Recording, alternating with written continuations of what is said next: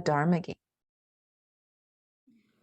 So I had the opportunity this past month to do a lot of outdoor practice.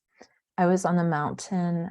We have a wilderness sesshin that we lead through the Zen community of Oregon, Great Val. And usually it's 12 people go out to Mount Hood or another mountain up around tree line and practice, do a sesshin up there. And then also this past year and last year, Kosho and I, who's another monastic, or a former monastic, led a climate grief retreat called Earth Medicine. And so today I wanted to talk about this koan, where that title came from. And the name of the koan is The Whole World is Medicine. And it's one that's found in the Blue Cliff Record. So at least in our Sangha up at the monastery and in Heart of Wisdom in Portland, there's conversation around the climate crisis about whether or not these are unprecedented times. And I've been reflecting on that. And one of the things my teacher Chosen often says is that every generation has some story about how the world's going to end. And she cites when she was young, practicing during the Cold War, practicing like hiding under desks in case of a nuclear attack. And, you know, growing up in the post-World War II generation, that was very true for her. This feeling of at any moment, something catastrophic could happen, and that could be the end of life as we know it. And perhaps this is true that every generation has an end of the world scenario that they're faced with. And perhaps in every generation we are facing unprecedented times. So as far as I know, there has been no other time in human history where human beings as a global society have faced a mass extinction event, and we're in the midst of one. And I'm not just talking about human beings, but we are well aware that many species are going extinct at a high rate. And we're aware of this with full awareness as a human species. And so this is our unprecedented times.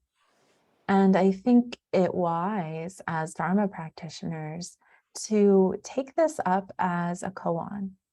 And koan, the way I use that word is as a question or as a phenomena that perhaps creates some kind of cognitive dissonance where there's this event happening, and if you really face it head on, what questions arise in your heart? What is touched? In the Dharma, when we talk about koans are often a way of expressing an existential situation, a situation that our rational mind can't really wrap itself around. And those situations in the Dharma context often have to do with, well, what is life? What do I call life? And what is death? Is death really a final ending? Does something continue after death? And in the Dharma world, we talk about the unconditioned. So is there something that is beyond conditions? Can I know that? Can I know that within myself? Can we all know that? That's one of the insights that's held up for us to investigate as Zen practitioners. So I have been reflecting on the word apocalypse. Many people in my life in the last couple of years have shared with me dreams that have this apocalyptic feeling, this feeling of the end, the ending times, mass destruction happening in their dreams, floods, fires, feeling of just being left alone or having to face this kind of destruction. And the word apocalypse actually has a very interesting etymology. Comes from the Greek word apocalypsis, which means literally to pull back the veil, to reveal. Revelation is often associated with this word apocalypse or apocalypsis. And I've been reflecting how, as dharma practitioners, we actually take this up as part of the path in our daily practice. Like what we are doing, part of what we're doing is looking at what is most true. We're pulling back that veil, or at least inviting that veil to be seen through. Like, what are the false pretenses that I have built my life upon? And how are those unreliable? And how can I come to a deeper knowing of what is behind the veil? What is true? What is reliable? What is a refuge, really? What is a true refuge?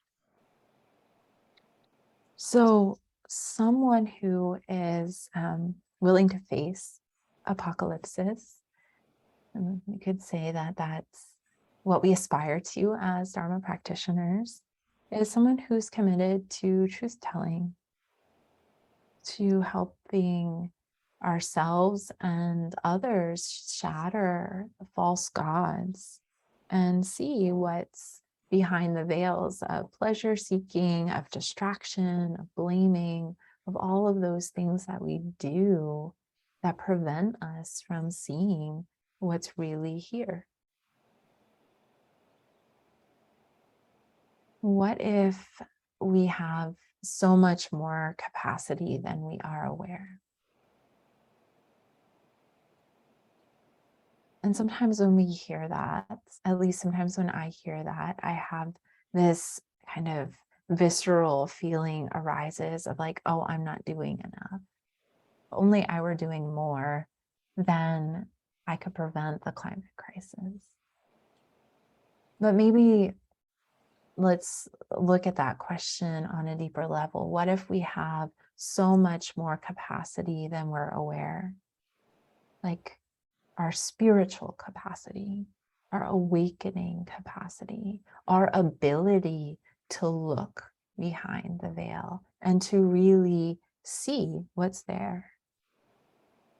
What if your capacity for love and truth was so much more than you can imagine?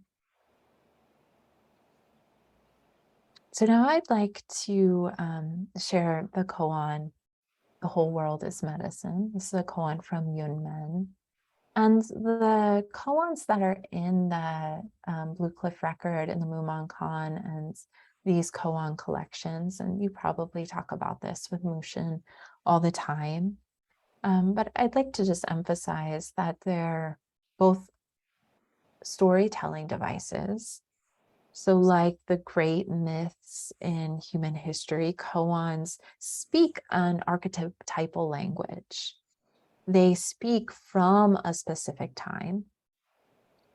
Yunmen ascended the seat and gave this talk or asked this question to the assembly during the Tang Dynasty at his monastery, a very specific time. But they also have this timeless quality. They point to the timeless, the unconditioned. And so in that sense, they are also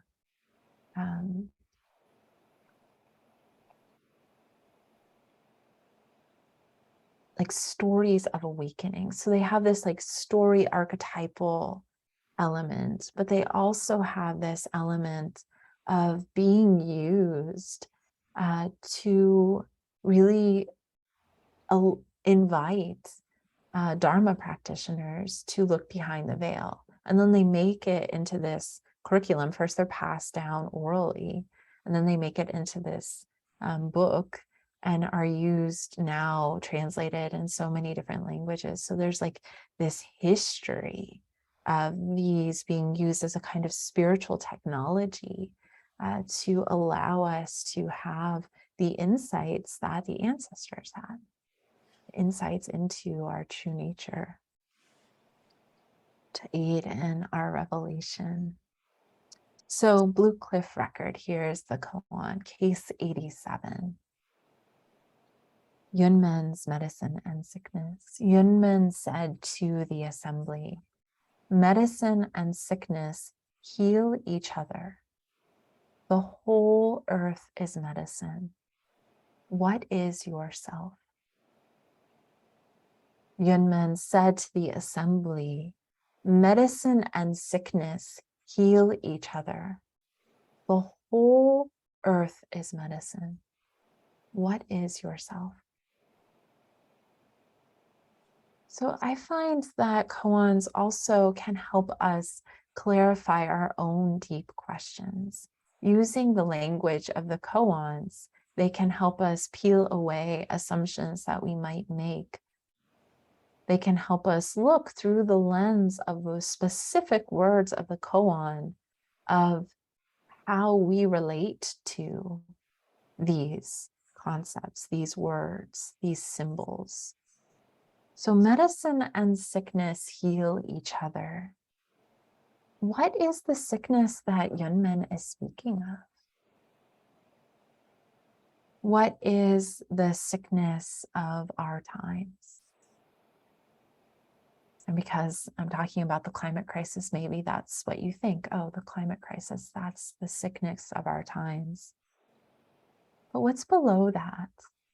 This is something I've learned from my teacher, Chosen Roshi. She's always like, okay, your mind will come up with an answer to a question, a koan kind of question.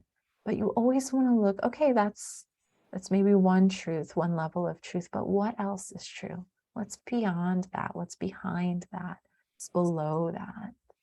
And just keep listening. So the Buddha talked about three sicknesses, or the three poisons in which we distort reality. And the Buddha named those sicknesses greed, hatred, and delusion. Greed, hatred, and delusion. You've probably heard this teaching before. Wanting things to be otherwise. How do you experience sickness? Where do you suffer? These koans are personal. Where are your places of greed, hatred, and delusion? And sometimes we translate hatred as anger and just look at all of the ways that aversion takes place. All of the pulling away from experience, pushing away experience, not wanting to feel, going numb. When we've been talking about the climate crisis, some people experience what's happening in the climate world, in this world of mass extinction, and when you're reflecting on just all the changes that are happening in the earth body. And sometimes people experience that as grief, and other people experience that as anger, and other people experience that as sadness or as numbness, or as not knowing what to do, or as wanting to tune out or look away. So how do you experience sickness? Where are you suffering? And this is just a general question. Why do you practice? But also, Sickness isn't bad, right? It's part of being human. And as Dharma practitioners, we can admit our sicknesses. And that's an element of this work, is seeing our own shadow, being willing to turn and see the darker parts of the heart, the parts that maybe we don't want to see, but we know it's important. But also the darker parts of our human society, culture, family. That's all part of Dharma practice, is turning our eye behind these veils that we live in, not just as individuals, but as collectives. We have family shadows, we have collective shadows as a society, as a human species. There's this line in the Vimalakirti Sutra. Vimalakirti was a lay bodhisattva, a lay practitioner who was very wise. And there's this whole sutra that he gives that's a lot of dialogues with different bodhisattvas. And at some point in the sutra, the Buddha's trying to get the pantheon of bodhisattvas to go visit Vimalakirti, and nobody wants to visit him because he's just like too good at Dharma combat, and they always feel like he shows them up. But in one point in the early part of this sutra, he's having a conversation with Manjushri Bodhisattva. Manjushri Bodhisattva is the Bodhisattva of wisdom. And Manjushri says to him, he's like, you can see through this sickness. Like, why are you manifesting sickness? Like, what are you doing this for? And Vimalakirti says, I'm sick because the world is sick. I'm not beyond this. I'm not using my practice to escape what's happening. I feel the sickness of the world, and therefore I am sick too. It's like really in touch with that archetype of the world wound. How do you experience sickness? And what is medicine? How is the climate crisis medicine? How is apocalypsis medicine? These apocalypses experiences that we have in our daily lives, the things that rip away, pull the rug out from under us, rip away our sense of stability. How is that medicine? The things you most don't want to happen, that happens. How is that medicine? We were investigating that during the retreat that I was talking about. We did this really beautiful ceremony called the Truth Mandala, which was developed by Joanna Macy in the work that reconnects. And in it, people got to speak from the different emotions that they were feeling in regards to the climate crisis without censoring, without having to bring the wisdom part in too. But so we had a stick that represents anger, a rock that represents fear, leaves that represent sadness, a bowl that represented hope, and then a jizo that represented vow or apology or everything else. And with everybody's share, people shared from anger, they shared from fear, they shared from every emotion, shame, blame. They all had some thread of hope. And some of the hopes that I want to share to round out this talk, to remind us of the medicine, is that crisis can bring people together. Someone cited an example of the fires that moved through Southern Oregon in 2020 and how they lived in one of the towns that were evacuated. The fire was just a mile away from their house. And how that brought down some of the walls that had kept their neighbors separate. All of a sudden, he found himself knocking on doors of people he had never talked to, just to see if they were doing okay, if they needed a ride. Other people shared about how directly facing the climate crisis can incite the imagination to dream a more sustainable life as a collective, the collective imagination. Others talked about how it can bring us deeper into what really matters, clarify our aspirations, bring us in alignment with our vows. Others mentioned it invites us to awaken, to look into what is most reliable. Others spoke of appreciating the beauty and the wonder of life, and that life will continue with or without human beings, and that nature is beautiful, and we can appreciate that.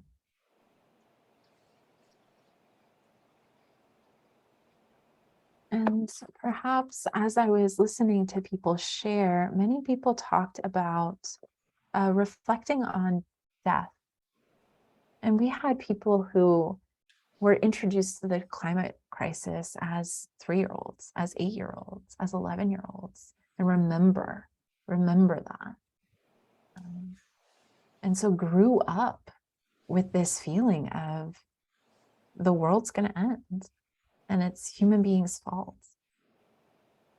And talked about how they have throughout their lives faced this reality of their own death or the death of the ones they love, death of the species in a more direct way than, if you're not told that as a young child. And I heard so much wisdom. So, reflecting on our own death, that's part of dharma practice. It's like directly facing this, often existential fear that we carry in the back of our hearts, something that we often don't want to look at. And I know a lot of you are older than me, so probably have more of a turning towards as you get older, I imagine. As parents die, as friends start to die. But this is this kind of collective awakening to facing one's own death is actually a very potent practice and a very potent potential insight, because then it can ignite a living for what is beyond one's self, a living for the collective, a living for the earth, a willingness to share one's life energy, not knowing what the consequence is going to be or the outcome. What if we allow the climate crisis to be part of our deep contemplation about our own death and what is death and what is life?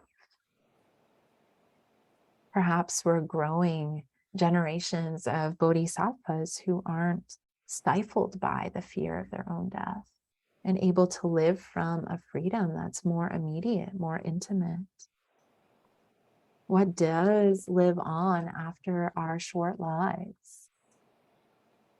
How can I live in service of this one life, not just my singular idea of what my life is? Yunmen says, the whole world is medicine. The whole earth is medicine. The whole earth is medicine. Like I said, I've been sitting outside a lot, practicing outside. And one of the things I realize in doing this, which sounds kind of dumb saying it out loud, but we can't simulate the outside. Can't simulate the outside. The earth is alive. And when sleeping under the stars, there's this somatic imprint that we are part of something larger. We are opened up to the sentience and mystery of the earth, of the cosmos. That's powerful. I remember a couple Dharma talks ago for Corvallis, I did a a talk on Count the Stars in the Night Sky, which is another koan. It's from the Miscellaneous collection. And afterwards, in that closing circle, so many people shared about being in dark sky regions or seeing the Milky Way. And just like that sense of wonder and awe, like you can't simulate that. You can't just look at a picture and feel that in the same way. Pictures do a lot, but like that feeling of just being a part of it, being both small and huge at the same time. There's so much we can learn from being intimate with the earth. And that's like the big cosmic intimate, being intimate with the night sky, which is always there. You're always part of this large, vast universe that we have very little, that we know very little about, really, even if we can't see it all the time.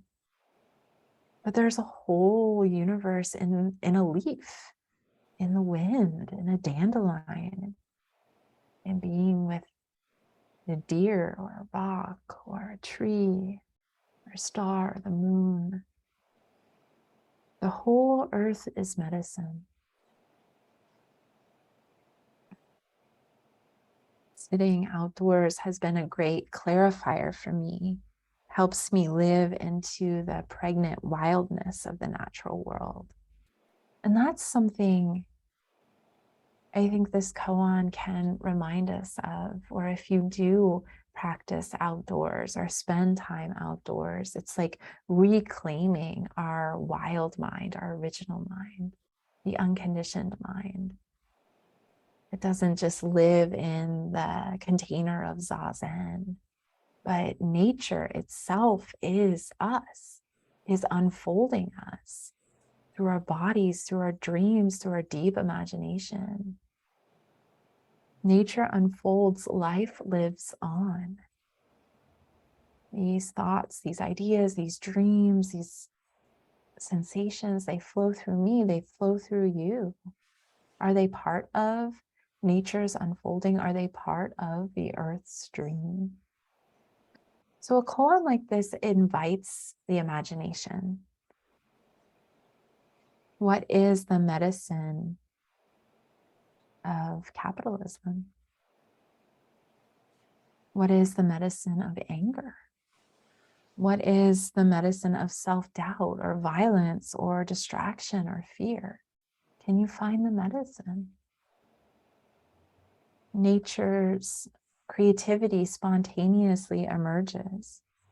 How is this medicine, this right here, right now, whatever you're feeling, your boredom, your I wish you would stop talking, your whatever you're feeling, what is that medicine? What world are you allowing to be created in your heart? What thoughts do you feed? Which ones do you push away? Can you see pain as medicine, as part of our healing? Then Yunmen says, the whole world is medicine. Who is yourself? Who is yourself? Dogen Zenji has this beautiful line in Uji, the time being. He says, the way the self arrays the self is the shape of the entire world.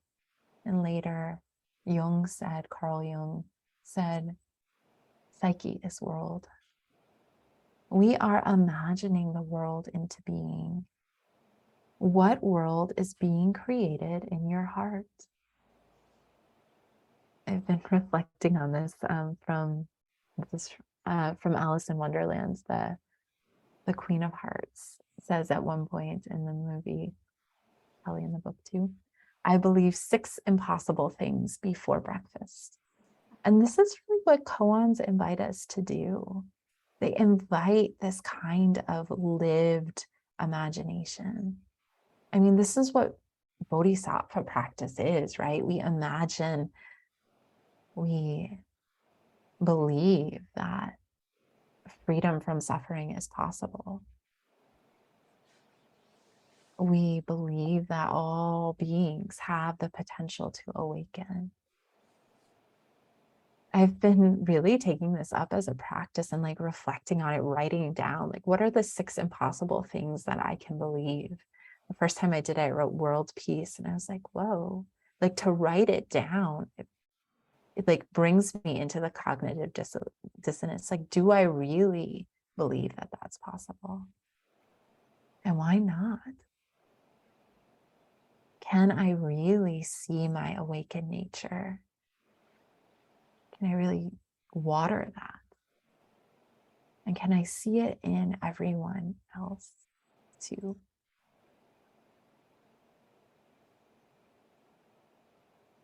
What far reaching vows could you seed in your heart for the benefit of all beings? That's the reason I brought that koan in, or that line. What impossible or seemingly impossible, far reaching vows can you seed in your heart for the benefit of all beings? This is bodhicitta, the vow to awaken for and with all beings. Bodhicitta is perhaps the most potent medicine of our times. It's a spiritual elixir. It keeps us engaged and opened to new ways of being in community, of practicing compassion, of recognizing interconnection. It keeps us dreaming for the benefit of all beings, not just ourselves. It's so easy to become self-centered, especially in a crisis. Who is yourself? Another way to look at that is, what are your gifts? What are your talents? What can you contribute in this life? I have a friend who's also a Dharma teacher who started this podcast called The Climate and You. Her name is Domio. She's from Brightway Zen, which is in Beaverton. It's called Climate and You, and every week she talks about the climate crisis, and often from a practice perspective, but it's not just a podcast for practitioners. And one of the things she said in one of her early podcasts, which she just started this year, so there aren't that many episodes yet, she was talking about how the climate crisis has been, worded in this way of emergency, crisis, emergency, and how we as human beings are kind of programmed to respond to emergencies that are short-lived. Like an emergency happens and, all of this kind of strength and resilience arises to like meet the emergency. And then afterwards, you like celebrate, you hug, you grieve, you do what you need to do next. But like to sustain the idea of emergency over time just doesn't work. We're not wired to be on that kind of high alert. It creates a lot of anxiety. It creates dissonance. It can cause people to kind of shut down because the anxiety is too intense. And this, like facing the climate crisis, is a long haul facing. It's not just a 24-hour emergency or a week-long emergency. So she invited us to think about it as a wartime effort, in the sense that that's like some analogy that we have as a global society, an ability to think about. And in wartime efforts, like different people have different roles. Some people are on the front lines. Some people are working as nurses. Some people are artists and doctors, and everybody is welcome. Everybody's skill, everybody's energy is welcome in the ways that they can participate in facing the crisis. So scientists, activists, healers, poets, prophets, shamans, educators, artists, wherever you can fit yourself in is welcome. We all have a place at this table. We all have the capacity to redream the world together. But what is your spiritual vow? What is your spiritual vow? I got this image as I was writing this talk of a being with three eyes, which the bodhisattvas are often depicted as having three eyes, two in the normal place that we do, and then one in the forehead, often kind of tilted vertical. And I thought, in terms of the climate crisis, or an image I can leave you with, is this looking with all three of our eyes. So one eye is looking back behind the veil at what is true. The other eye is looking forward and dreaming into the future, offering our talents, our gifts, our skills. And the third eye is right here, the eye of presence, the eye that's never separate from this,